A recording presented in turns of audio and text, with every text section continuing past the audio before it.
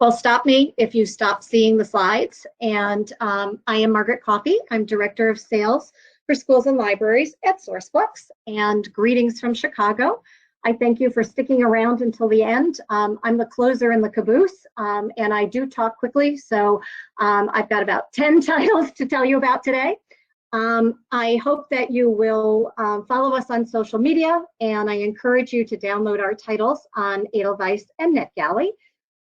Please sign up for one of our newsletters. We also have discussion guides that are on our website. And we have many authors who would love to talk to you virtually from all over the world. So please reach out to me, reach out to Lizzie, and we would be happy to set that up. I hope that maybe you've had a chance to read some of my recent favorites. And now I am delighted to tell you about our new middle grade books for young teens in grades 5 to 8. And we've got the Radium Girls. 3 years ago, I could not stop talking about the Radium Girls. Sourcebooks published the New York Times best-selling adult book in 2017. Kate Moore has now written a version for younger readers. As World War I raged across the globe, hundreds of young women toiled away at the radium dial factories in Illinois and New Jersey, where they painted clock faces with a mysterious new substance called radium. Assured by their bosses that the luminous material was safe, the women themselves shone brightly in the dark, covered from head to toe with the glowing dust. With such a coveted job, these shining girls were considered the luckiest alive until they began to fall mysteriously ill. As the fatal poison of the radium took hold, they found themselves embroiled in one of America's biggest scandals and a groundbreaking battle for workers' rights. Lindsay Curry, author of the award-winning The Peculiar Incident on Shady Street, joined Sourcebooks with her new novel, Scritch Scratch. Claire has absolutely no interest in the paranormal. She is a scientist, which is why she can't think of anything worse than having to help out her dad on one of his ghost-themed Chicago bus tours. At the end of the tour, she sees a boy with a sad face and dark eyes at the back of the bus. Claire tries to brush it off. She must be imagining things, letting her dad's ghost stories get the best of her. But then the scratching starts. Voices whisper to her in the dark.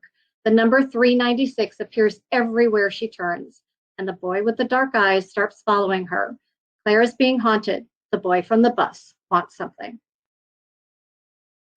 From award-winning author Julie Berry comes Wishes and Wellingtons, a middle-grade fantasy adventure full of humor, heart, and magic.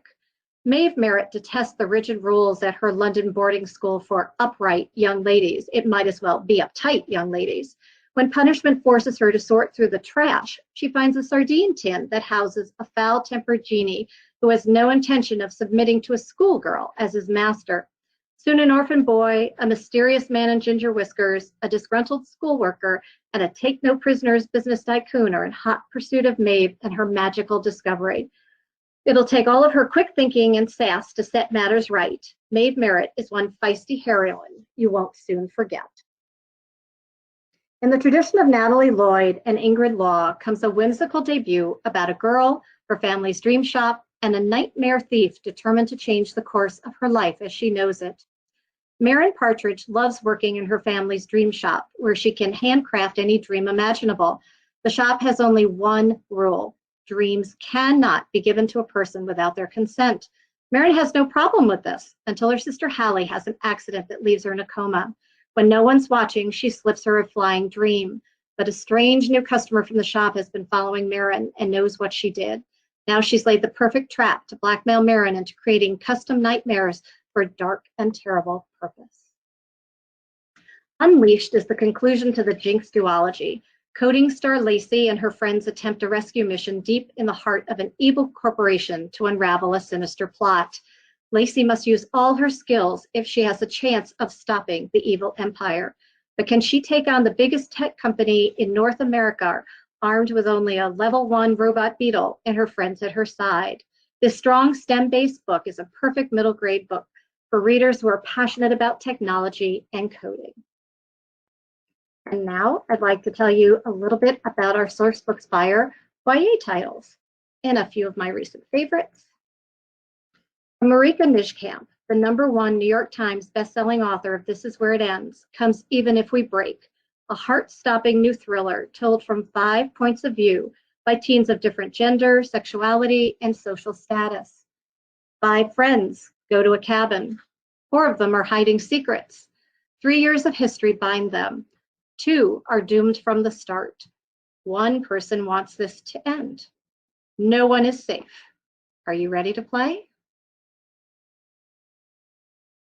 The Ride of Cordova's Wayward Witch completes the popular Brooklyn Brujas trilogy. Youngest Bruja Rose has always been a fixer, but lately she's been feeling lost. She has powers she doesn't understand, and her family is still trying to figure out how to function in the wake of her amnesiac father's return home. Then on the night of her death day party, Rose discovers her father's memory loss has been a lie. As she rushes to his side, the two are ambushed and pulled through a portal to the land of Addis. Rose's task was saving this magical land and forced to work with a group of other powerful teens to do so.